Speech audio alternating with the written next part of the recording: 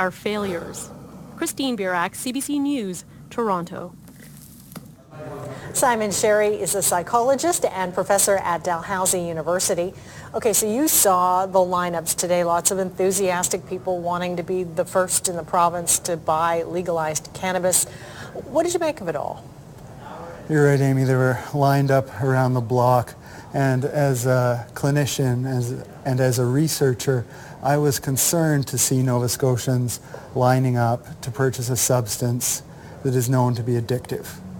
1 in 10 people who start smoking cannabis end up addicted, and those rates are even more alarming when it comes to adolescents. It looks like roughly 1 in 6 adolescents who begin smoking cannabis eventually graduate to a full-fledged addiction. How does that compare to, say, alcohol? The rates of addiction would be roughly the same. I think it's so widely a myth that cannabis isn't addicting.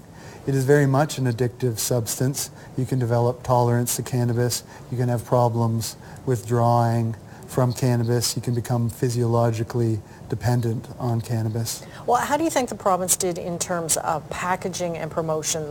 The goal was to keep it non-glamorized, keep it very medicinal looking almost. I think that our province has lurched recklessly toward legalization. I see our province as having put profit over health and pursued expediency and economics before trying to protect the public. Now, you also have spoken out previously about having alcohol and cannabis under the same roof in many locations. Why is that such a big problem in your view? Co-location of cannabis and alcohol is a big concern. For some Nova Scotians who have an issue with alcohol, they may very well want to avoid places where alcohol is sold. Moreover, in our province, we have about 75% of people who use alcohol, whereas we have only about 15% of people who use cannabis. So we're bringing more and more Nova Scotians into contact with cannabis and cannabis advertising. And the last and very key point here is that consuming alcohol and cannabis together is especially harmful. Well, what about people who say, if they drink alcohol, they can have a glass of wine, they can be responsible. Why could they not also be a responsible pot user? Maybe not combining the two, but not everybody does have an addiction or addictive personality. What do you say to those folks who say, I can handle it? I would say that for all Nova Scotians, it's a personal choice. I would say that I would like it to be an informed personal choice, and I certainly do appreciate that there are lower risk ways to use cannabis.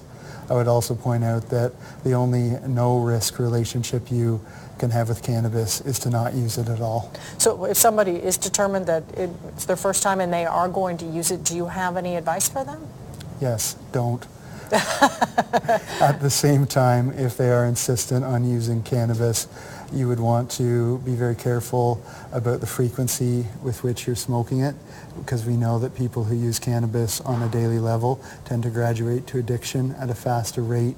And you'd also want to delay your use of cannabis for as long as possible, because it certainly looks like those who begin earlier in life are much more prone to addiction. Now, by all signs, though, illegal cannabis pretty accessible even before all of this changed. Do you think having it legalized will make that much of a difference for people who are already users? In the short term, we're going to see a spike in cannabis consumption.